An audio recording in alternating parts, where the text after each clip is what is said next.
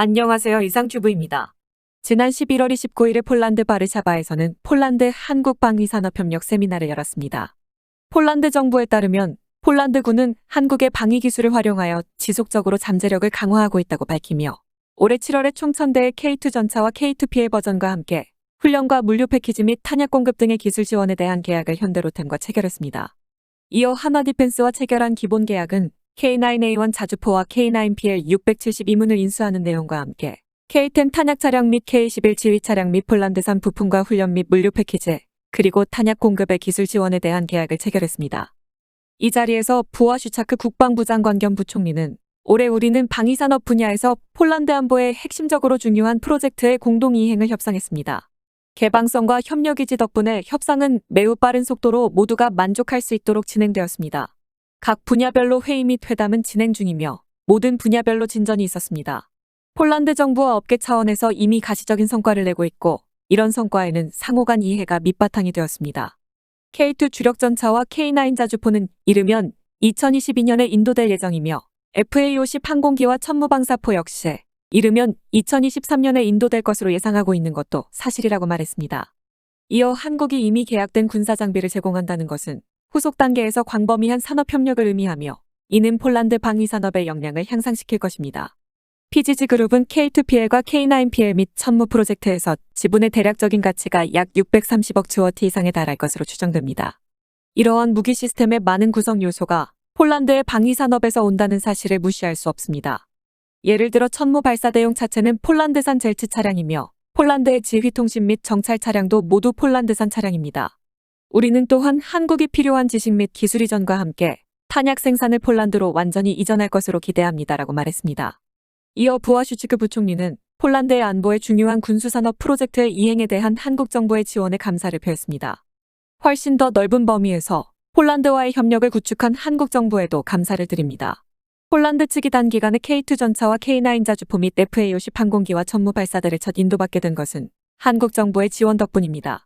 폴란드가 우크라이나에 대해 지속적으로 지원을 하고 있는 상황에서 우리가 폴란드 군대의 요구를 신속하게 충족시킬 수 있는 것은 매우 중요합니다. 덕분에 우리는 우크라이나의 지원과 함께 폴란드군의 단계적 현대화를 동시에 이루고 있습니다라고 말했습니다. 이어 한화 관계자들이 나와 레드백의 폴란드 버전인 PL-21을 발표했습니다.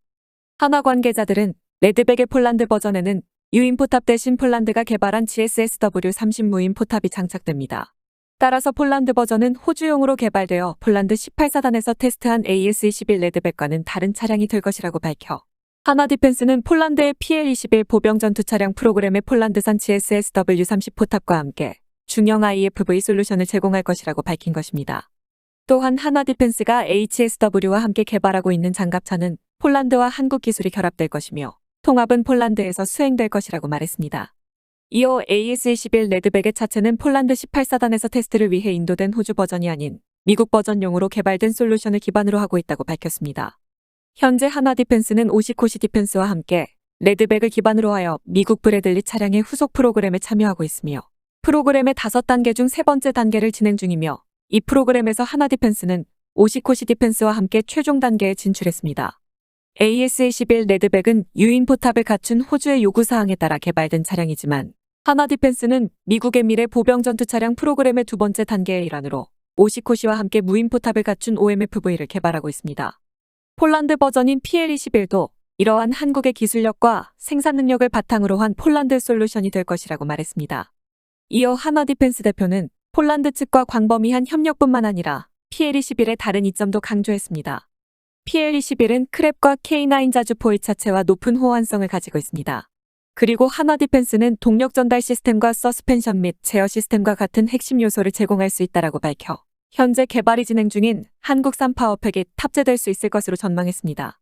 이어 한화디펜스는 PL-21은 개발 프로세스를 크게 개선하고 운영 비용을 줄이는 동시에 생산 속도를 높이고 이 프로젝트에서 폴란드 산업계의 참여를 증가시킬 수 있다고 주장했으며 또한 이 프로젝트에서는 폴란드 방위산업계의 중요성과 폴란드의 요구사항에 대한 광범위한 적용 가능성을 여러 번 강조했습니다.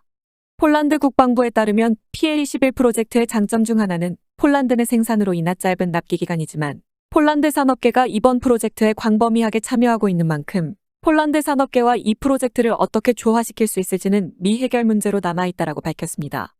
또한 한화디펜스는 PL-21 보병 전투 차량을 폴란드 군대에 도입하는 것뿐만이 아니라 플랫폼의 추가 개발 분야에서도 협력을 제안했다라는 점도 주목할 가치가 있다라고 밝혔습니다. 한화디펜스는 우리는 하이브리드 시스템이 장착되고 40mm 자동 대포로 무장한 현재 설계 중인 차세대 IFV에 대해 이야기하고 있다라고 말하며 향후 폴란드와 함께 차세대 장갑차에 대해서도 협력 가능성을 열어두었습니다. 한화디펜스가 말하고 있는 하이브리드 시스템의 개발 상황을 살펴보면 방위사업청은 지난 7월 5일에 하이브리드 파워팩을 개발하겠다고 공식 발표했습니다.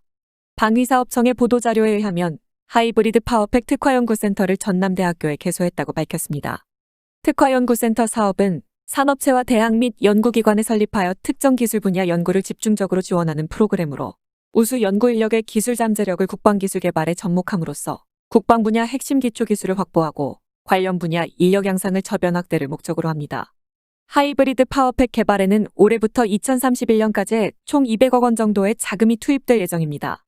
참고로 방위사업청의 특화연구센터는 94년부터 시작하여 이번이 33번째로 특화연구센터를 설립했으며 방위사업청은 2022년 현재 미래국방 인공지능 특화연구센터 등의 특화연구센터를 포함하여 6개의 특화연구센터를 운영 중에 있습니다. 하이브리드 파워팩 특화연구센터에는 3개의 전문 연구실로 구분되며 총 12개의 세부 과제를 수행할 예정입니다.